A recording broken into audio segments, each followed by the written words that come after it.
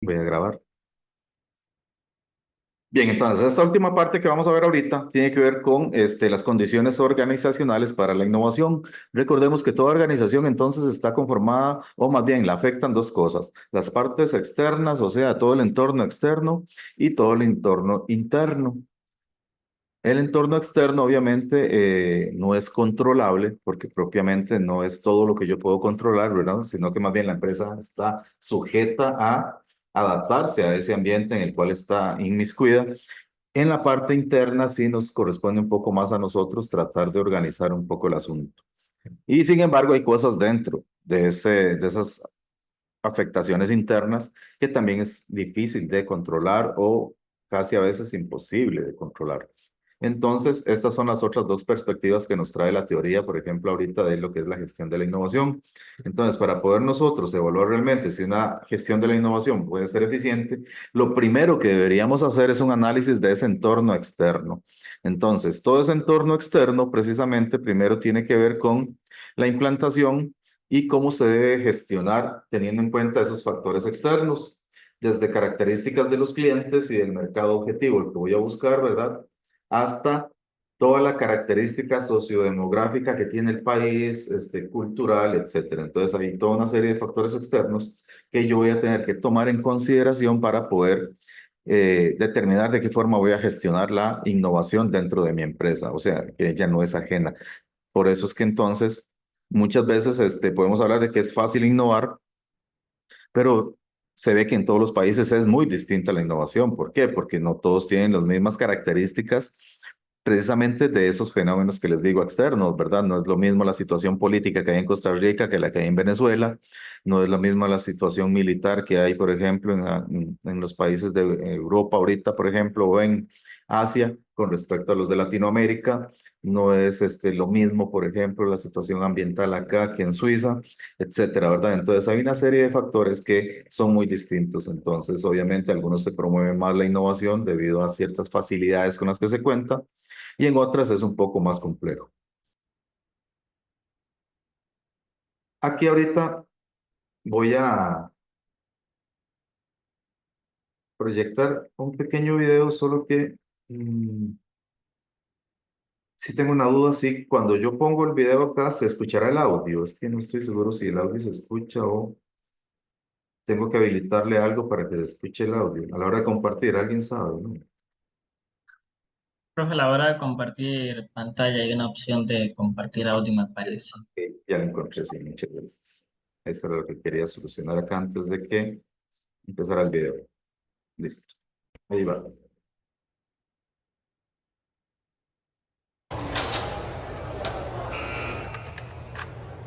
Sí, claro. ¿En serio?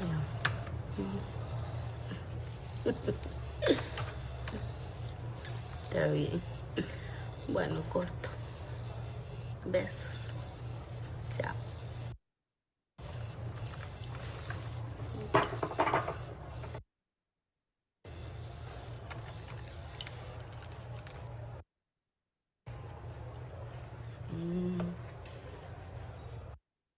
¿Qué? ¿Y esa papaya? Bueno, vaya. ¿Quiere papaya?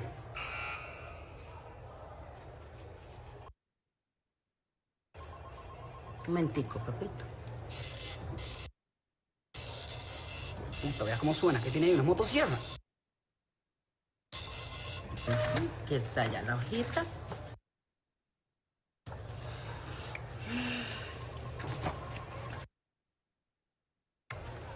Eso sería todo, don Antonio. Muchas gracias. Y me le adjunta ahí el certificado de nacimiento. Y me lo trae. Pasaporte se lo tenemos en un par de semanitas, oye. Que Dios me lo acompañe. ¿Cómo? Eso es todo, nada más. Gracias. ¿Que el pasaporte me lo dan cuándo? 10 días hábiles. No, es que el pasaporte yo lo necesito para ahorita mismo. Ah, no. Es que yo creo que usted no me está entendiendo. Yo tengo que viajar hoy en la noche. Vea, es que él es un hombre muy importante, ¿ve? Él es un escritor famoso. En Nueva York sí, famoso en el barrio, pero el barrio queda en Nueva York. ¿Y qué? y que tiene que viajar. Ah, Que lo necesito ya. es que no se puede. Por favor, una ayudita. Qué torta. Es que no es que torta, es hablar con algún supervisor, algo. Díganos qué es lo que hay que hacer. No, muchacho. Pero ¿cómo no va a poder? Haga algo, solicítelo, no sé. Le quedó mal, don Antonio. No se puede. Sí puede. Muchas gracias. Sigue la filita. Que necesito un pasaporte. Vea, mae, mejor vamos jalados ya. Vamos jalando. Jalados. Jalados. Aquí nadie va jalado para ningún lado. Estoy haciendo fila desde las 7 de la mañana. Me pidió que una constancia del OIJ se la traigo, que un certificado de nacimiento se lo traigo, que el tributo, que el papel, que el formulario, 27 formularios distintos, todos preguntan exactamente lo mismo para que me den un pasaporte y a mí me lo van a dar, ¿me entiende? Ya, mae, ya no puede hacer nada. Manda huevo ya. Que no puede hacer nada. Ella puede hacer todo, se puede hacer todo detrás de ese escritorio. Para eso tiene aquí Windows 95, que está esperando un teclazo para imprimir mi pasaporte. Y si no lo puede hacer usted, entonces vaya, llame a alguien que sí lo pueda hacer. ¿Qué es esto? Una clase de chiste. Que aquí la gente come papaya mientras uno se levanta y se vuelve a sentar 200 veces en la única fila de sentado que he visto en toda mi vida. Anoche me pusieron una pistola en la cabeza para robarme la única identificación que tenía. Y a mí no me importa lo que usted diga. Yo tengo un vuelo hoy en la noche a las 7, hoy. Así que haga lo que tenga que hacer, deje de comer papaya y vaya, imprima mi pasaporte.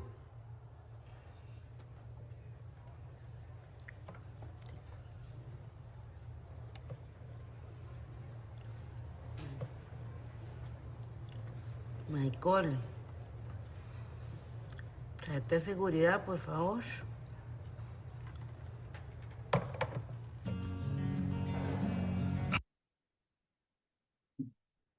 Bien, básicamente, hablando de esa percepción del cliente, ¿verdad? Esta filmina lo que trata es de representar un poco esto, ¿verdad? Que las características de los clientes en Costa Rica siempre es muy criticado, obviamente, que el cliente siempre tiene la razón, ¿verdad?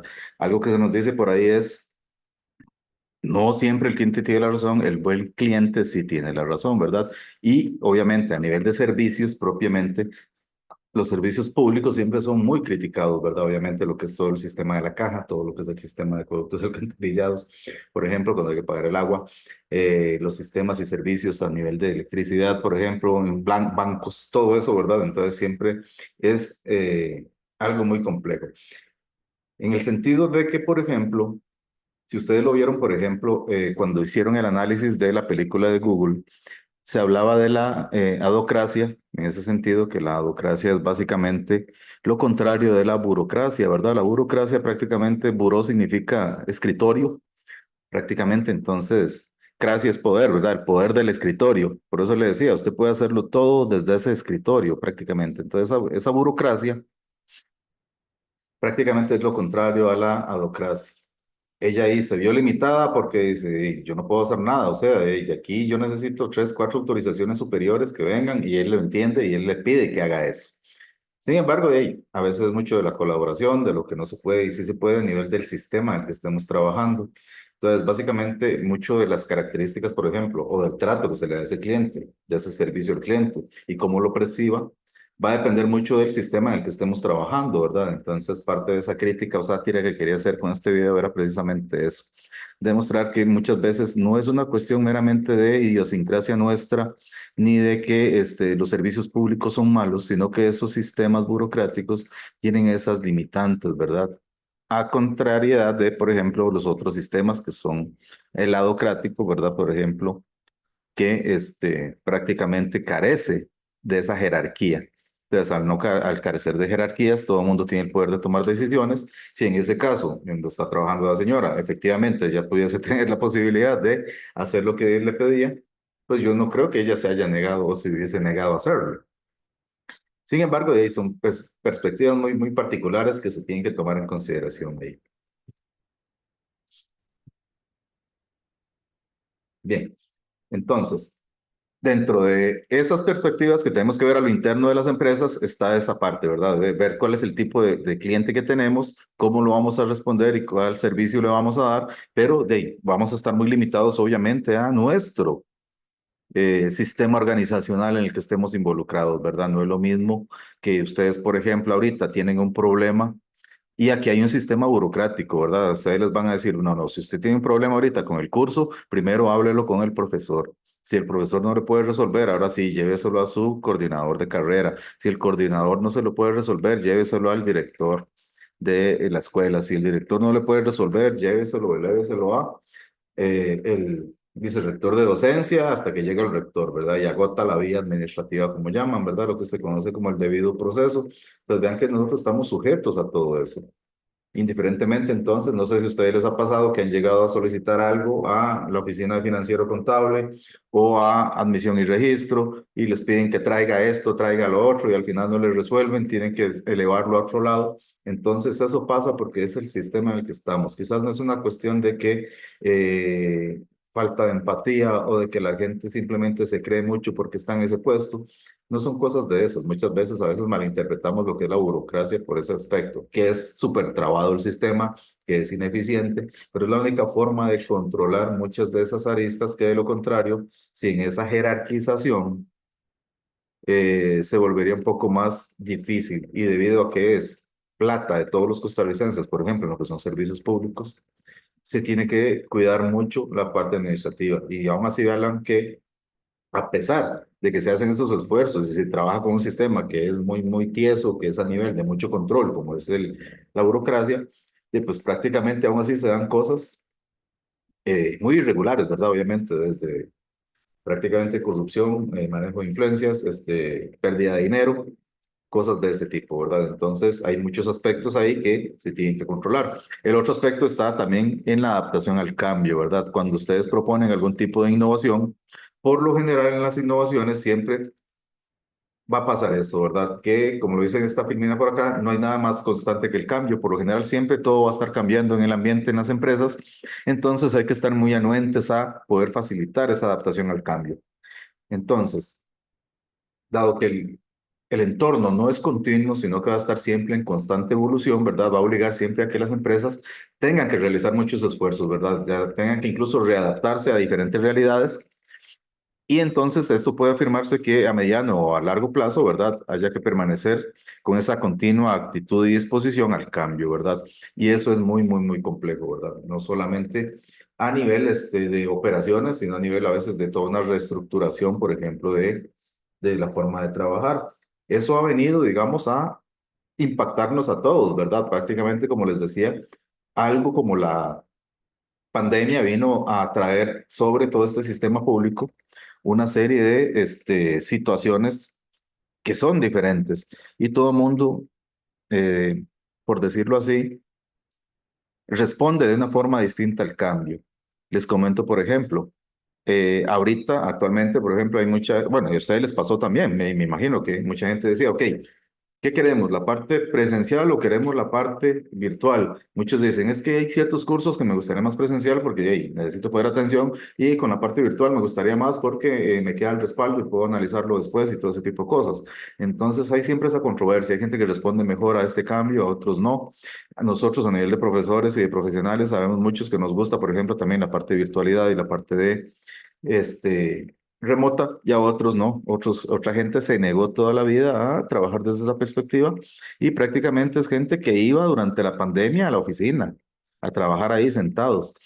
No sé, era como que les gustaba. Entonces hay gente que nunca se adapta a esos cambios y no les gusta porque obviamente les choca la tecnología o quizás no la manejan lo suficiente, etcétera, ¿verdad? Entonces hay muchas perspectivas por ahí que hay que pasar, ¿verdad? Entonces hay de hecho 5 etapas del cambio, ¿verdad? Que hay que superar, ¿verdad? Desde la negación hasta la aceptación, que es como los dos extremos que tiene esos procesos de cambio.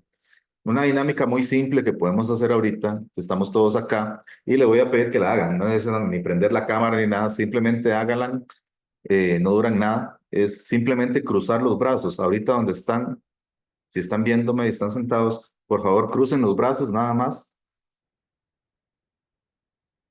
eso es todo lo que tienen que hacer. Ahora les voy a pedir que crucen los brazos, pero de forma invertida, no como los tienen ahorita. Entonces hagan el favor de dejar de cruzar los brazos como los tienen ahorita y crúcenlos, pero de forma al revés a como los tienen ahorita.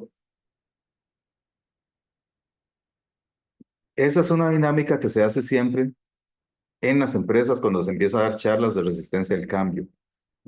Si ustedes lo hacen, van a sentir que la segunda vez que ustedes cruzan las manos, no se sienten tan cómodos como se sentían la primera vez que las cruzaron. ¿Por qué? Porque la primera vez que las cruzaron prácticamente es como siempre lo hacen. Entonces, cuando llega algo que nos obliga a hacer algo que no es lo que hacemos siempre, nos vamos a sentir incómodos.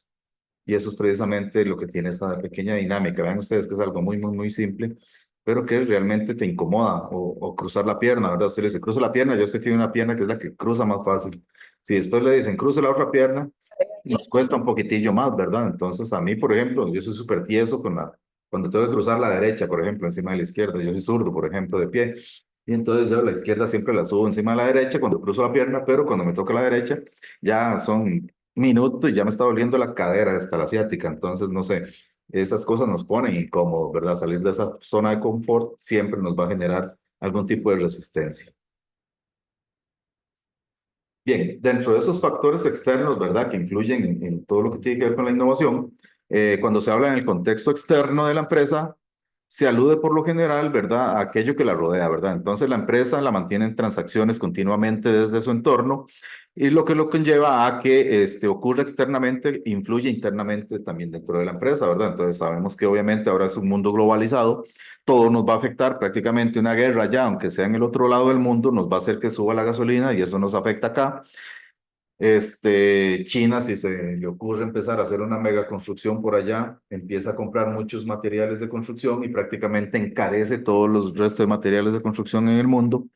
Algo así nos está ocurriendo ahorita, ¿verdad? Un conflicto bélico o político en una zona de conflicto que maneja, por ejemplo, todo el crudo del mundo, igual encarece todos los combustibles y cosas por el estilo, ¿verdad? Entonces, todo ese tipo de factores hacen que haya una serie de factores que nos estén siempre, por ejemplo, afectando a las empresas. Cosas hasta dentro de lo político, ¿verdad? No se sabe, por ejemplo, o siempre hay reservas, por ejemplo, cuando dicen, ok, ya van a hacer las elecciones de Estados Unidos, prácticamente dentro de un año ya empiezan a hacer campaña y ya dentro del otro año estará fulano o sultano, entonces no se sabe si queda el republicano o si queda el demócrata, porque todos tienen algún tipo de conceptualización diferente, algunos están por apañarse con China, el otro más bien está por ponerle restricciones a Latinoamérica y entonces están toda esa incertidumbre y eso genera también un poco de aspectos ahí que tienen que tomar en cuenta las empresas, ¿verdad? Entonces, toda esa perspectiva que rodea a las empresas se vuelve todo un sistema, ¿verdad? Entonces, ese sistema obviamente va a afectar a la empresa, por ende su desarrollo, por ende sus operaciones y por ende entonces la forma en que se implemente la innovación en ellas. Entonces, cada una de ese ambiente de interacción que se genera, va a generar nuevas oportunidades. ¿Por qué? Porque precisamente va a generar ese entorno en constante cambio que va a requerir flexibilidad de la empresa, que va a requerir que nosotros innovemos para adaptarnos a esos cambios que se dan en la parte externa. Entonces, dentro de todas esas estructuras externas que afectan, el primero de ellos es denominado el entorno social general, ¿verdad? El entorno social general está constituido por la infraestructura social, económica, etcétera, como les decía, los aspectos tecnológicos, sistemas de producción, etcétera, ¿verdad? Entonces, todo eso influye, perdón, todo eso influye precisamente en nuestra empresa, ¿verdad? Nosotros tenemos a la empresa tiene factores tecnológicos que la van a afectar, ¿verdad? Todo lo que es ese cambio o evolución en la tecnología que se va dando en el constante día a día. Quizás no es así tan revolucionario de que un día para otro vas a tener que cambiar toda la tecnología. Sin embargo, van a tener que irse adaptando a todo eso, ¿verdad? Porque va a traer nuevos retos para lo que es la implementación, ya sea de tecnologías nuevas que se tengan que ir trabajando, ¿verdad? También está la parte legal. Otro de los factores que afectan a la empresa a nivel externo son las partes legales, ahorita lo vamos a ver un poco más a fondo, la parte política, ¿verdad? Recordemos que la política también afecta obviamente a las empresas, la parte de los aspectos económicos que tiene la sociedad, ¿verdad? Y el país en el que se encuentra la empresa, los aspectos demográficos que pueda tener la empresa, también tengo aspectos culturales que pueda tener la empresa, todo lo que lo rodea, y también la parte ecológica, ¿verdad? Entonces vean ustedes que estos 7 elementos que ustedes ven acá que rodean a la empresa es lo que se conoce como el entorno social general, básicamente. Entonces, ese entorno social general que rodea a las empresas y es común en todas las empresas del sector en el que estén, obviamente, situadas en ese mismo país, afecta a todas ellas en ese entorno de la misma forma, ¿verdad? Entonces, dado que afecta a todas de la misma forma, cada empresa tendrá que ver cómo hace para innovar. y palear contra ciertas situaciones muy particulares que se den a nivel de cada una de estas instancias. Bien, entonces, hablando un poco de todo este temita,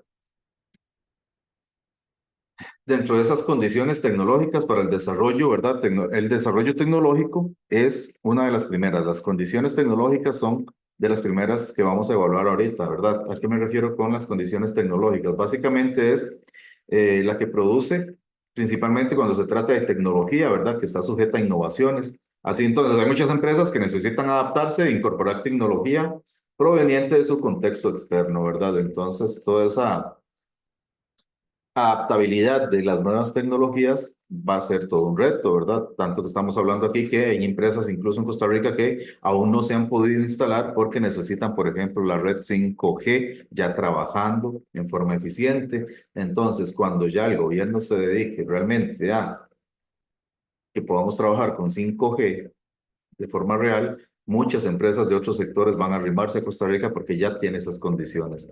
Pero vean que aquí a veces no basta solamente con una política gubernamental, sino que muchas veces la tecnología va a depender de iniciativas a nivel país.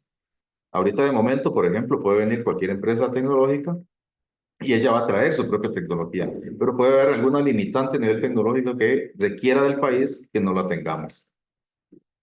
Y entonces muchas veces eso es una limitante, ¿verdad? Y habría que empezar a innovar. Entonces, como ustedes lo hablaron por ahí, ¿verdad? La idea es que nosotros generemos acá dentro de nuestro país estas mismas iniciativas tecnológicas para no tener que traer todo de afuera, para que no sea siempre que yo voy a tener que comprar para tener esta tecnología, sino que aquí mismo en el país se pueda desarrollar y se pueda hacer. Pero entonces, las condiciones tecnológicas van a afectar a las empresas a nivel de innovación, porque o nos van a limitar porque aquí no existe la tecnología, porque va a haber que crearla o porque va a haber que traerla y eso por lo general es bastante caro. La segunda condición eran las condiciones legales, ¿verdad? Entonces recordemos que la legislación, por ejemplo, afecta directa o indirectamente a las empresas, ¿verdad? Algunas las ayuda, pero también impone ciertas condiciones, ¿verdad? Estamos hablando de que en ese sentido, digamos, se refiere a leyes comerciales, laborales, fiscales, civiles, etcétera, y constituyen los marcos normativos para la vida de las empresas, ¿verdad? Entonces las empresas es una especie de contrato que hay entre ambas partes, ¿verdad? En el cual, por ejemplo, yo prácticamente le abro las puertas de mi empresa a, obviamente, la sociedad costarricense para que ellos puedan entrar a trabajar, puedan generar sus ingresos, puedan pagarle los impuestos que tiene que pagarle al gobierno y el país me deja operar acá. Obviamente yo tengo que responder a ciertas leyes comerciales que se manejan y aspectos laborales, fiscales y legales, ¿verdad? Entonces, por ejemplo, la nueva ley fiscal, eso viene a afectar a las empresas. Las zonas francas que fueron creadas precisamente tiene ciertas restricciones, pero también liberan mucho de los aspectos en esta parte de leyes comerciales para hacer más atractiva la oferta a las empresas que vienen de afuera y que no tengan que verse tan golpeadas muchas veces por algún tipo de ley, en ese caso y en ese sentido. Entonces aquí hay que tener un poco de noción y de conocimiento de que esta parte legal, por lo general, obviamente afecta mucho a las empresas. También las condiciones políticas, ¿verdad? Sabemos que obviamente las decisiones políticas tomadas en los ámbitos estatales, ¿verdad? Ya sea autonómico o municipal, afectan a las empresas, ¿verdad? Orienta condiciones económicas distintas. Hablábamos, por ejemplo, un día de estos de que un aspecto que llegó a impactar mucho el Producto Interno Bruto de Costa Rica, por ejemplo, en el 2014-2015, fue cuando se anunció la salida de Intel del país. Intel dejó sus operaciones en aquel tiempo y Intel había salido de este país y se había achacado mucho a que había sido porque el cambio de gobierno de Figueres, que fue quien se encargó de traerlo en su momento, ¿verdad? Ya no iba a estar en el poder. Y como él ya no iba a estar en el poder, una forma de presionar era hacer que si él se iba, Intel se iba. Vean ustedes cómo llegaron a vender eso en algún punto. Y fueron aspectos tal cual que en el momento que prácticamente no quedó de presidente, efectivamente Intel se fue. Desconozco si eso fue una decisión política real o no. En realidad ahorita está Intel, pero están sus operaciones que van a traer nuevamente aquí de semiconductores y tienen unas partes ahí que todavía están trabajando, ¿verdad? Es una planta enorme que no la van a cerrar así porque sí, pero en algún momento se llevaron la mayoría de exportación que tenían de ahí Y en aquel momento, Intel prácticamente representaba el 21% de las exportaciones del país.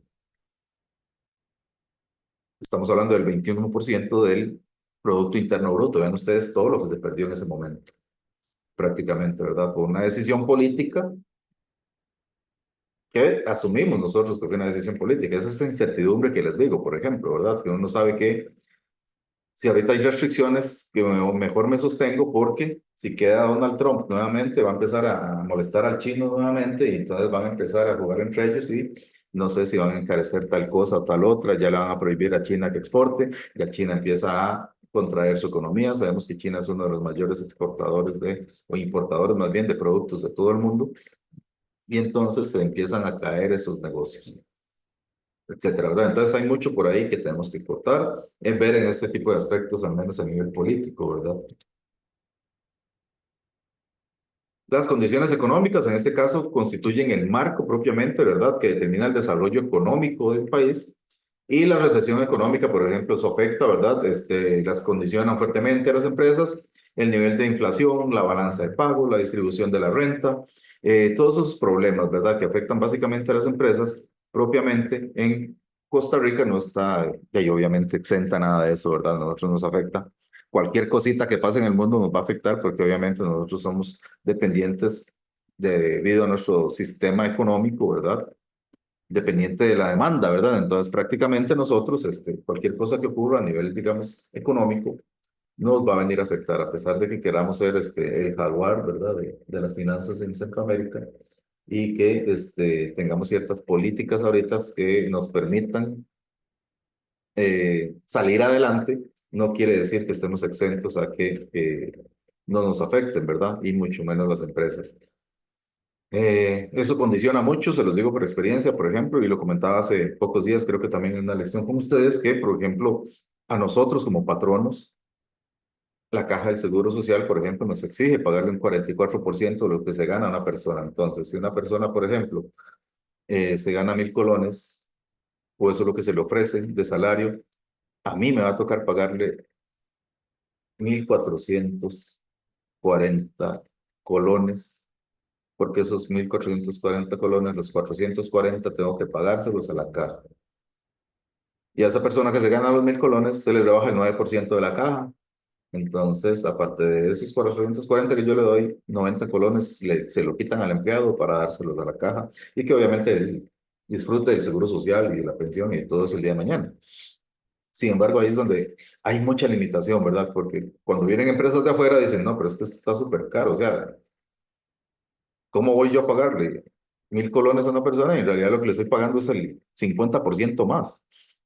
Entonces ahí es donde a veces no les cierran las cuentas a ellos y prefieren irse para otro lado, ¿verdad? Obviamente. Pero obviamente son factores que vinieron a nosotros y como se los comenté en algún momento, ¿verdad? Prácticamente esta parte de la economía social y, por ejemplo, la parte de la Caja Costarricense del Seguro Social, se lo debemos obviamente a Calderón Guardia en su momento y cierto espíritu socialista que estuvo en aquel momento, porque la educación, gracias a Dios, tenemos incluso la salud pública, ¿verdad? De lo contrario, no la tendríamos y esto sería mucho más caro a nivel privado. Sin embargo, obviamente, haciendo toda la salvacrítica que pueda hacérsele a la Caja Costarricense de Seguro Social, a su mala gestión a nivel administrativa por parte de muchos jerarcas a través de toda la historia y que lo ha llevado a donde lo ha llevado, pues básicamente para nosotros, bien que mal, ha sido un beneficio, porque obviamente tenemos acceso a una salud, tenemos acceso a una educación gratuita y tenemos acceso a electricidad desde los años 40. Y entonces imagínense que eso es lo que nos ha permitido a nosotros estar en el punto en el que estamos ahorita, ¿verdad? Que fue lo que hablamos como hace unas semanas allá en clase, que precisamente Costa Rica mantiene estos aspectos y por eso es que se mantienen esos niveles, ¿verdad? Tanto de educación, al tener esos niveles de educación, nos permite que venga esa empresa extranjera a instalarse en el país, porque tenemos esa característica, ¿verdad? Entonces, a veces podemos ser críticos y injustos con una parte y con otra, sin embargo, tenemos que verlo todo desde una parte macro. Las condiciones sociodemográficas, ¿verdad? En este caso, aspectos como las tasas de crecimiento o las características sociodemográficas de la población determinan características del mercado actual y futuro de las empresas. Estaba oyendo hace un par de días un reportaje que estaban dando sobre Italia. Italia tiene un problema ahorita y es que la tasa de nacimiento está muy baja. Estaban hablando de que, por ejemplo, si esto sigue como va, de aquí a 30 años prácticamente no van a haber personas en Italia que mantengan las pensiones de las personas adulta mayor. Algo muy similar está pasando en Costa Rica. Entonces, estaban conversando es que, por ejemplo, hay muchas zonas que están prácticamente despobladas en toda Italia. Ya la gente ni siquiera trabaja ahí. Y es porque en su momento, obviamente, en los años 70, te estaban hablando de que el promedio de hijos en Italia era de 5,2 hijos por familia. Ahorita está en 1,2, creo que está. Entonces es muy bajo. Están hablando de que en 50 años prácticamente ha bajado demasiado esa parte demográfica. Entonces ellos están muy preocupados por eso.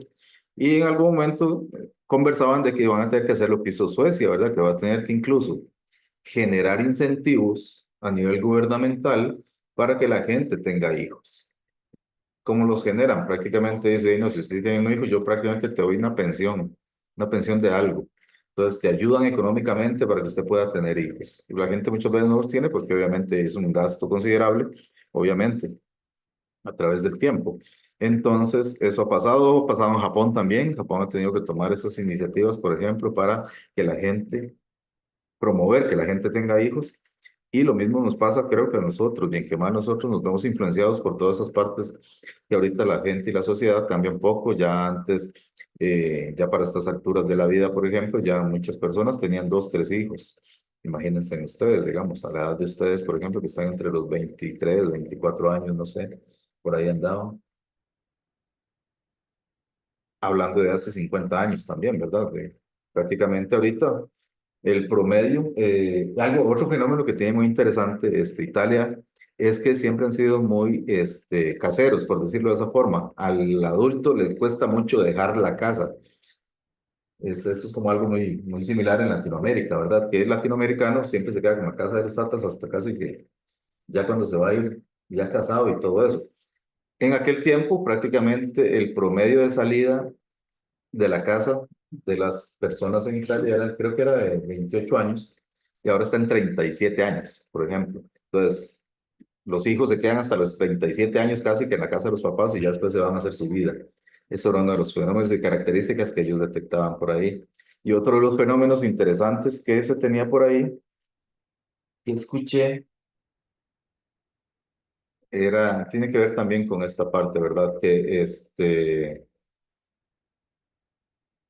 ya los hijos, por ejemplo, bueno, en aquel tiempo, por ejemplo, se tenían 5 hijos o así, porque la mayoría de actividades eran agrícolas, ¿verdad? Entonces, en una granja, usted ocupaba tener muchos hijos que le ayudaran con el trabajo de la granja o de la finca. Por eso es que tenía muchos hijos. Pero después vino la industrialización, después de los 70s, en los 80s prácticamente, y entonces prácticamente todos los ingresos que generaba usted con 4 o 5 hijos, lo hacía un hijo solo trabajando en una fábrica. Entonces ya no se ocupaba tantos hijos, por decirlo de esa forma. Suena cruel, suena frío, pero era así, el sistema era ese. Prácticamente tenían muchos hijos porque necesitaban mucha gente que trabajara en la finca. Y obviamente ahí se ganaban alguillo, pero ya después vino la industrialización, los hijos empezaron a migrar del campo a las ciudades y se empezó a reducir esa tasa de natalidad. Entonces son como fenómenos que se van dando que afectan a las empresas y todo eso es una parte muy curiosa, ¿verdad? Entonces eso hay que considerarlo para ver cómo afectan a las empresas todo este tipo de aspectos. La última es la ecológica, ¿verdad? Que en este caso la empresa influye y recibe influencias de aspectos tales como la polución, ¿verdad? El clima, los transportes, las comunicaciones, etcétera, ¿verdad? Todo eso afecta, como les decía, prácticamente la red 5G puede ser que ahorita esté interfiriendo en que no vengan empresas de alta tecnología porque se ocupa. Por ejemplo, los transportes en Costa Rica, sabemos que aquí la red vial es súper mala y entonces necesitamos más cosas. Uno de los aspectos interesantes que se había criticado en algún momento, o de la crítica que se nos había hecho en algún momento a nivel de Costa Rica, Y no es crítica mala, en realidad es que, por ejemplo, dicen que Costa Rica no tiene la infraestructura vial que debería de tener porque aquí no hay ejército. Entonces, si nosotros tuviésemos ejército, el mismo gobierno tiene que procurar que el país tenga una eficiente red vial, porque si hay algún conflicto en cualquier lado, estás en la obligación de poder acceder a cualquier parte para poder defender el país. Estamos hablando entonces de que, vean ustedes que por ejemplo aquí en Costa Rica pasa que si se cierran ahí el paso por el Cerro de la Muerte, por ejemplo, ya la gente del sur o tiene que ir a dar toda la vuelta por la costanera y llegar al otro lado o ver qué pasa. Igual, cierran aquí Ochomogo, prácticamente toda esta área del este queda incomunicada. Igual, cierro el paso por San Ramón, igual ya toda la parte oriental queda incomunicada. Entonces, vean ustedes que aquí es muy fácil que Costa Rica se quede incomunicada por muchas partes, ¿verdad? Entonces, eso es lo que pasaba en los demás países de Centroamérica, que supuestamente tienen mejores vías que Costa Rica, a pesar de que son países que tienen índices más bajos, PIBs más bajos y cosas por el estilo, ¿verdad? Entonces, algo de lo que se nos decía era que, por ejemplo, mucho de la parte de la red, mala red vial que hay en Costa Rica es precisamente porque no tenemos un ejército y entonces nunca tuvimos esa necesidad de tener imperiosamente que tener varias vías alternas para no tener que colapsar en el país, porque ¿qué es lo que hace primeramente alguien cuando invade otro país? Le cierra las vías de comunicación, ¿verdad? Y si tenemos solo una o dos, imagínate, facilísimo el trabajo, ¿verdad? Entonces, en países desarrollados y que tienen toda esa cultura militar, ¿verdad? De prácticamente ellos estratégicamente saben que no pueden tener una única vía o dos vías porque quedarían incomunicados en muy corto tiempo, entonces generan muchas vías de acceso. Y eso obviamente a nivel de transportes de nosotros nos beneficia porque obviamente a nivel del comercio prácticamente y la red de distribución y de abastecimiento prácticamente beneficia a todo lo que son las empresas.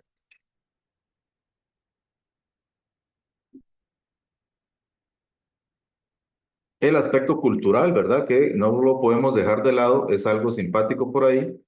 El hecho de que cada país tiene su cultura diferente, incluso aquí somos un país muy, muy, muy pequeño y tenemos muchos rasgos diferentes a nivel cultural. No es lo mismo, digamos, cómo se comporta la gente en el Valle Central, a cómo se comporta la gente en Limón, a cómo se comporta la gente en Guanacaste, a cómo se comporta la gente en San Carlos, a cómo se comporta la gente en Pérez Celedón, en Punta Arenas. Entonces, todos somos muy diferentes, ¿verdad? Vacilón es eso, de que a nivel cultural cada quien tiene sus particularidades. Entonces, eso influye en las empresas. A veces no es lo mismo llegar a gestionar una empresa donde tengo solo personal propio de esa provincia o tengo gente de diferentes países o provincias incluso. Entonces, lo que se busca es obviamente generar el ciudadano global, ¿verdad? Que eso es una de las iniciativas que ha hecho Japón. Japón ahora lo que trata es de enseñar a los estudiantes, aparte de un idioma, ¿verdad? Cultura mundial, precisamente para que ellos puedan desenvolverse en cualquier cultura a nivel mundial. Entonces, eso es una perspectiva muy interesante. De hecho, ellos lo llaman eso, el desarrollo de ciudadanos mundiales. Y prácticamente lo que hacen son también intercambios para que ellos hagan ciertas pasantías, por ejemplo, en Latinoamérica, y un latino se vaya para Japón, después ellos hacen una pasantía en Europa para ver cómo es el mundo allá, y luego se vienen para Japón nuevamente, luego van a Norteamérica. Entonces, lo que hacen es eso, ir y tomar una perspectiva del mundo global para tener más criterio, para poder utilizarlo dentro de las mejoras e innovación que pueden hacer dentro de su país, que no es lo mismo estar sentado solo acá, a esperar que nos llegue la idea innovadora, a ir a conocer el mundo y poder ver cosas que quizás aquí no se hacen y en otros países ya se están haciendo o se están innovando, ¿verdad? Entonces, esa parte también es muy, muy buena y muy interesante. Ya para ir concluyendo, básicamente, dentro de ese entorno que vimos, ¿verdad? Entonces está todo ese entorno externo, ¿verdad? Que es como el ambiente general que rodea la empresa. También tenemos el contexto externo, pero también este se denomina como entorno de tarea. El entorno de tarea ya es el más práctico, ya es el que afecta directamente a las operaciones del entorno de trabajo de la empresa y se refiere a ese entorno más próximo a la empresa. Y es el segmento del entorno social que genera la empresa en donde se extrae también y se depositan todos los productos que ella hace. Entonces, no voy a ahondar mucho en esto. Yo creo que ya todo el mundo conoce las 5 fuerzas de Porter, ¿verdad? En el cual yo tengo el poder del cliente, el poder del proveedor, los nuevos competidores, la amenaza de sustitutos y la naturaleza de la rivalidad, ¿verdad? Entonces, son factores externos que nos afectan en las empresas como tal. Y eso va a implicar, obviamente, que yo vaya a tener que tomar decisiones o vaya a tener que innovar para poder luchar contra estas fuerzas en ese sentido. Entonces, Porter básicamente lo que señala es que hay 2 posibles estrategias de adaptación orientadas a la innovación, ¿verdad? En este caso, si usted se posiciona en torno al costo, o sea, si usted quiere diferenciarse en costo, algunas de las estrategias innovadoras que puede utilizar son las siguientes. Primero, mejorar el proceso productivo, ¿verdad? Para incrementar el volumen de producción. Entonces, obviamente, si yo opto por una producción a escala, puedo reducir el costo. Entonces, voy a ser competitivo a nivel de costo. Entonces, recuerden esto. Obviamente, la forma más fácil de reducir los costos de un producto es producir en masa, prácticamente. Entonces, si yo puedo producir en masa, obviamente puedo reducir un poco más el costo del producto y venderlo más barato. Y así me diferencio en costo. Otra forma de diferenciarse es, a nivel de costo, es mejorando la integración vertical y de los procesos organizacionales con el fin de ahorrar costos y recursos, ¿verdad? Estamos hablando de evitar burocracias que tienen muchos puestos, como decían, hay muchos caciques y pocos indios, entonces los sistemas que tienen mejor organización vertical, en este caso, porque estamos como casi que adaptados a ese sistema, pues eso es lo que nos genera, ¿verdad? Pero la idea es poder generar estructuras organizacionales que sean más flexibles, más simplificadas y que no consuman tanto recursos, ¿verdad? Porque en realidad estos son sistemas de apoyo a la producción que lo que hacen es encarecer la producción como tal. Tengo el entorno de trabajo también, que es de introducir avances tecnológicos, si quiero diferenciarme en costos, con el objetivo de aumentar la eficiencia de los procesos productivos, ¿verdad? Entonces estamos hablando de que ahorita, como hablaban ustedes de las mismas inteligencias artificiales, hay al menos la alerta de que puede el día de mañana llegar a desaparecer muchos de los cargos que existen por ahí, ¿verdad? Por ahí de los que oí, no sé, muchos de los que se van a ir, dice uno, ¿verdad? En ese sentido, todo lo que tiene que ver con procesos de recursos humanos y reclutamiento, talento de personal y todo eso, ¿verdad? Las inteligencias artificiales el día de mañana se van a encargar de hacer todos esos procesos de reclutamiento y todo ese tipo de aspectos, ¿verdad? La parte contable, quizás, en algunos aspectos, los modelos ERPs. Y sin embargo, entonces, lo que tiene que tomar en cuenta aquí es que a la hora de que nosotros agreguemos tecnología a nuestros procesos, vamos a tener que reducir la cantidad de personal, ¿verdad? No es que se va a eliminar del todo, pero uno de los impactos que por lo general traen las automatizaciones y este tipo de cosas es precisamente eso, ¿verdad? Que implica la reubicación, como dicen entre comillas, de el material humano y de hecho dentro de la definición de automatización precisamente es la adaptación de la tecnología en la búsqueda de la minimización de el factor humano en las operaciones. Entonces, a la hora que hablamos minimizar el factor humano, prácticamente es reducirlo al máximo. Y entonces, obviamente, eso trae fuertes implicaciones a nivel de los procesos, pero obviamente a nivel de la empresa, si es lo que nos anda buscando es generar una disminución del costo, precisamente y la eficiencia en los procesos productivos se logra a través de precisamente la reducción de costos que implican quizás las automatizaciones. Bien, la otra perspectiva que da Porter, básicamente, es que yo me puedo tratar de diferenciar no solamente por precio, como lo vimos anteriormente, sino que también lo puedo hacer por diferenciación. En este caso, por estrategia de marca. Entonces, yo me quiero diferenciar por mi marca, entonces quiero vender algo muy particular, ya sea mi nombre, mi marca, mi estatus, la calidad que vendo. Entonces, esos otros aspectos que no son meramente el costo, son lo que yo quiero vender, ¿verdad? Entonces, sabemos que hay empresas que venden ese estatus, como el iPhone, como el Mercedes, que lo que te dan es eso, ¿verdad? Que son elementos caros, pero que si lo tenés, te consideras dentro de un gremio en particular que prácticamente tiene acceso a esa tecnología y no es todo el mundo.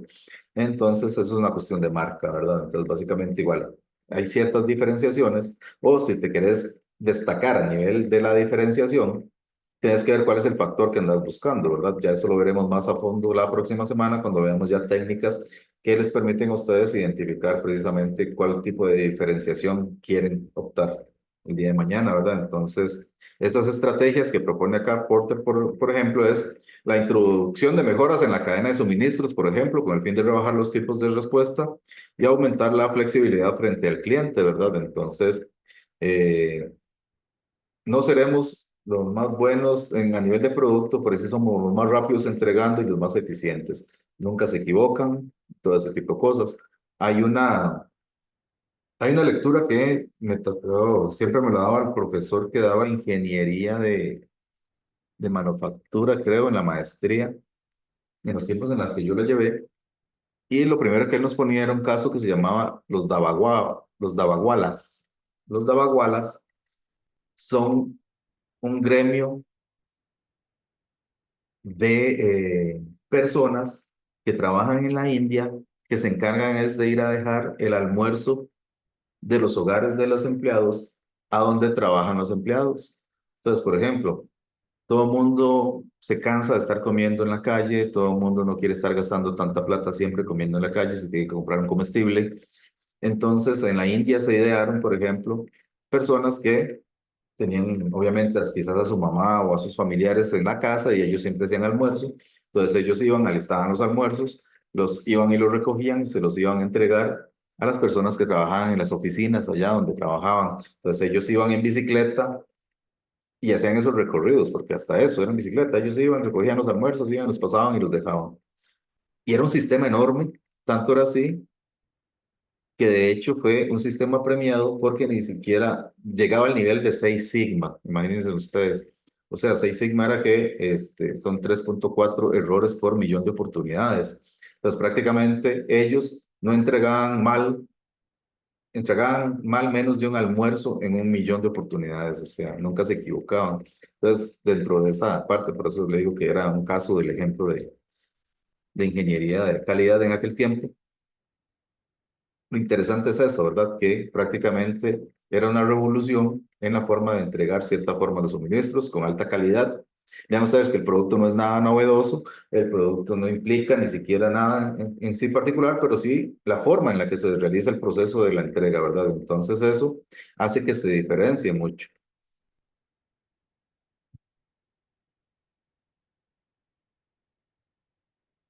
Luego, son 3 aspectos nada más que vamos a ver aquí, ya concluimos. Es perfeccionar la organización con el propósito de alcanzar una mayor flexibilidad y coordinación de los equipos, ¿verdad? Entonces, hablamos de que si la burocracia es muy trabada, obviamente se conoce como el dinosaurio, ¿verdad? Muy lento para caminar, muy adiposo, como dicen, ¿verdad? No es nada lean. Entonces, la idea es que podamos generar nosotros a través de métodos organizacionales más eficientes, alcanzar una mayor flexibilidad y coordinación para nuestros equipos de trabajo, ¿verdad? Eso no es nada nuevo en realidad, sin embargo, pues obviamente lo vimos con la película de Google, ¿verdad? Que prácticamente hay ciertos sistemas que permiten que la gente trabaje de una forma o de otra, sin embargo, va a depender mucho, obviamente, del sector en el que se encuentren, ¿verdad? Es lo que hablamos, ¿verdad? Terminar con la burocracia a nivel gubernamental siempre va a ser muy, muy complicado porque obviamente va a requerir demasiados controles para, obviamente, mantener esa, entre comillas, control en el presupuesto que pertenece al pueblo, ¿verdad? Entonces, eso es lo que nadie quiere soltar por ahí por el hecho de que eh, se puede perder más plata, por decirlo de esa forma, si no tengo la jerarquía suficiente para poder monitorear cómo se está trabajando. Y el otro aspecto tiene que ver con mejorar los procesos comerciales, ¿verdad? Con el objetivo de crear valor añadido en la relación con el cliente, ¿verdad? No es lo mismo empezar a trabajar en procesos comerciales que ya son muy clásicos o ya están obsoletos, por decirlo de esa forma. Yo sé, qué sé yo, les planteo algo. Imagínense, por ejemplo, que los posgrados, ahorita, el cliente nuestro, lo que se conoce como el cliente usuario, está tasado en o definido por cierta estadística, ¿verdad? O sea, mis egresados, a la hora que los entrevistaron a todos, prácticamente sacaron un promedio y dice, ok, vean, La persona que estuvo en el posgrado suyo prácticamente tiene estas características. Es una persona que tiene 35 años, está casado, tiene un hijo y medio, genera sus propios recursos económicos, la mayoría vive en el gran área metropolitana, por decirles algo. Entonces ya eso me va dando un perfil. Vean ustedes. Si yo digo una persona de 35 años, si yo hoy hago el ejercicio de atrás, prácticamente es una persona que nació en el 90. Ya eso es un millennial. Y los millennials, por ejemplo, entonces hay que ver qué es lo que quieren, digamos, cómo les gusta que los atraigan a nivel de publicidad, a nivel de sistema comercial, qué es lo que quieren a futuro, por ejemplo, porque es diferente, ¿verdad? Ya ellos yo no les puedo llegar, por ejemplo, con un periódico a través de publicidad por periódico, porque no sé si ellos leen periódicos en papel o los leen digitales o ni siquiera los leen. No sé si pagar cuñas, por ejemplo, a nivel de radio, porque hay personas que quizás ya no oyen radio o no escuchan noticias en la radio, lo que ven en redes sociales, puede ser que vean redes sociales y cuáles son las que ven, etcétera, ¿verdad? Entonces todo eso va evolucionando, va cambiando. Sin embargo, entonces, la forma de mejorar esos procesos comerciales, ¿verdad? La idea es ver de qué forma se le da valor añadido a nuestras estrategias comerciales para poder atraer a ese cliente usuario, ¿verdad? Porque mucho pensarían, o mucha gente pensaría que el objetivo o el cliente mío son los estudiantes recién graduados que tienen 2 años de trabajar y que ya pueden empezar a optar por una maestría. Vieran que no, es algo curioso porque precisamente quizás el estudiante cuando sale ya no quiere seguir estudiando, ¿verdad? Quiere darse su año sabático y ese año sabático se convierte en 5 o 6 años sabáticos. ¿Por qué? Porque están en otros proyectos de vida, ya quieren formalizar una pareja o ya quieren hacerse su carrito y su casita. Entonces eso les lleva 5, 10 años hacerlo. Ya cuando tienen 35 años ya están quizás con una relación formal, ya se casaron, ya incluso están hasta esperando hijo. Entonces ya dicen, no, ahora sí, más bien yo voy a ver si me centro en algo para poder ganar un poquito más, entonces voy a ver si saco un posgrado y eso me va a permitir a mí ganar un poco más en la empresa y moverme más a otras esferas ahí de CEOs, ya no estar solo como ingeniero de plantas, sino pasar a otros cargos ahí más arriba que me permitan ganar más. Y por ahí anda como el asunto, ¿verdad? Entonces, esas son como estrategias que se dan, pero la idea es cómo hacer para generar precisamente que esos procesos comerciales sean de valor añadido para poder generar esa relación con el cliente. Y básicamente eso sería todo por esta lección. Entonces voy a dejarlo por acá. Continuaremos con este tema cuando volvamos la próxima semana ya presencial.